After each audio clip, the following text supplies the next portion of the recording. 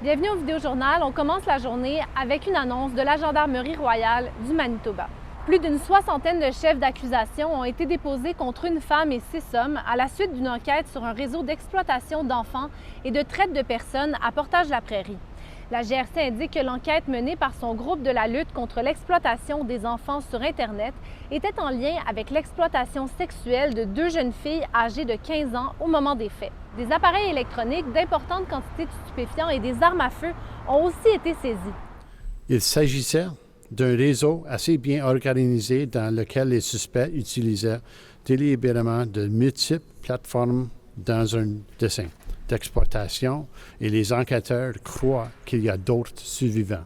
De plus, les renseignements recueillis ont permis aux agents de savoir qu'une jeune fille de 13 ou 14 ans, encore non identifiée, a aussi été exploitée par ce groupe. L'enquête se poursuit et la GRC demande à toute personne ayant plus d'informations de contacter son unité de cyberexploitation sexuelle d'enfants. Et des résidents du quartier de Saint-Boniface ne sont pas prêts d'oublier la fermeture de la piscine Happy Land suite au dépôt de la ville de Winnipeg. Ils ne sont pas prêts non plus à la laisser passer sous silence.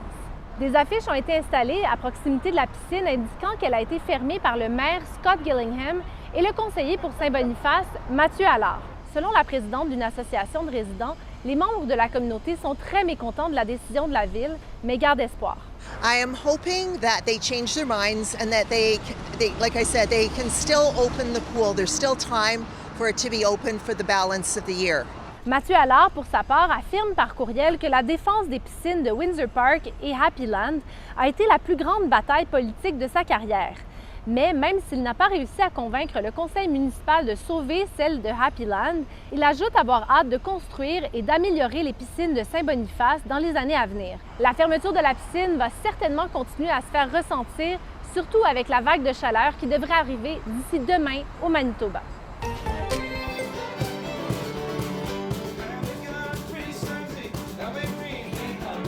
Et on se laisse sur la musique des Barn Boys, un nouveau groupe de musique country traditionnelle folk. Formé l'année dernière, le groupe connaît déjà beaucoup de succès et donne des spectacles un peu partout dans la province cet été.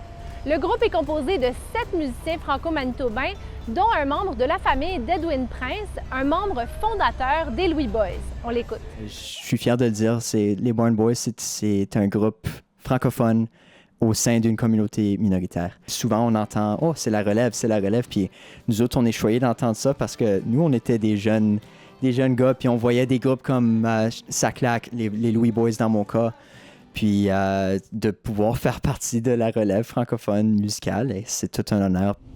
Le prochain concert des Barn Boys a lieu le 19 juillet à Sainte-Agathe, mais nous, notre prochain rendez-vous, c'est demain.